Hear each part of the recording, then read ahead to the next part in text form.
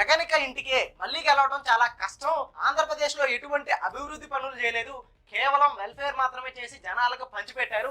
అందుకని ఈసారి జగన్మోహన్ రెడ్డి గారు ఓడిపోతారని చెప్పేసి మన గ్రేట్ స్ట్రాటజిస్ట్ ప్రశాంత్ కిషోర్ చెప్తా ఉన్నాడు. అసలు ఈ ప్రశాంత్ కిషోర్ ఏంటి, ప్రెసెంట్ ఏం చేస్తున్నాడు, అతనికి ఆంధ్రప్రదేశ్ లో పరిస్థితులు తెలుసా తెలీదా ఒకసారి చూద్దాం. 2019లో జగన్మోహన్ రెడ్డి గారు గెలిచిన తర్వాత ఐపాక్ నుంచి ఈ ప్రశాంత్ కిషోర్ అనే వ్యక్తి బయటకు వెళ్ళిపోయాడు. ఇప్పుడు రిషిరాజ్ సింగ్ అనే వ్యక్తి ఈ ఐపాక్ సంస్థను నడుపుతా ఉన్నాడు. సో అలాంటి ఈ ప్రశాంత్ కిషోర్ కి ఆంధ్రప్రదేశ్ లో ఎటువంటి సర్వేలు చేయకుండా, ఆంధ్రప్రదేశ్ లో ఇప్పుడున్న పరిస్థితులు తెలియకుండా ఇట్లా గాలి మాటలు చెప్పి జగన్ ఓడిపోతాడు, చంద్రబాబు గెలుస్తాడని చెప్పి చిలక జ్యోతిష్యాలు చెప్తా ఉన్నాడు. జగన్మోహన్ రెడ్డి గారు కేవలం అర్హులైన వాళ్ళు మాత్రమే పథకాలు ఇస్తే ఓడిపోతారనుకుంటే, మరి ఇప్పుడు చంద్రబాబు నాయుడు గారు ఇంట్లో ఎంత మంది ఉంటే ఎంత పడితే అంత ఇస్తానంటున్నాడు. అలాంటప్పుడు చంద్రబాబు నాయుడు గారు ఎలా గెలుస్తాడో మన ప్రశాంత్ కిషోర్ చెప్తే ఇంకా బాగుంటది. మరి చంద్రబాబు నాయుడు 14 ఏళ్ళు ముఖ్యమంత్రిగా చేశాడు కదా, పోర్ట్లు ఎందుకు కట్టలేదు, ఎయిర్పోర్ట్లు ఎందుకు కట్టలేదు, సచివాలయాలు ఎందుకు తీసుకురాలేదు, మెడికల్ కాలేజీలు ఎందుకు కట్టలేదు, మెడికల్ రీసెర్చ్ సెంటర్లు ఎందుకు కట్టలేదు, పవర్ ప్రాజెక్టులు, సెజ్జులు, ఇండస్ట్రియల్ కారిడార్లు, ఉద్యోగాలు, కంపెనీలు ఇవన్నీ జగన్మోహన్ రెడ్డి గారు తెచ్చారు కదా.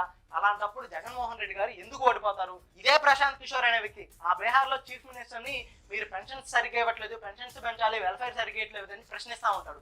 మళ్ళీ ఇదే ప్రశాంత్ కిషోర్ ఆంధ్రప్రదేశ్కి వచ్చి జగన్మోహన్ రెడ్డి గారు పథకాలు ఇప్పుడముప్పుడుగా ఇచ్చేస్తున్నాడు, అందుకని జగన్మోహన్ రెడ్డి గారు ఓడిపోతున్నాడు అని చెప్పి ఏనే మళ్ళీ చెప్తాడు. ఈ ప్రశాంత్ కిషోర్ అంతా తోపు తురుంకానైతే బీహార్ లో ఇదే ప్రశాంత్ కిషోర్ జన్ సూరజ్ అనే పార్టీ నుంచి పోటీ చేశాడు. మరి ఇన్ని మాటలు చెప్పే ప్రశాంత్ కిషోర్ ఆ పార్టీ తరపు నుంచి ఎందుకు ఓడిపోయాడు?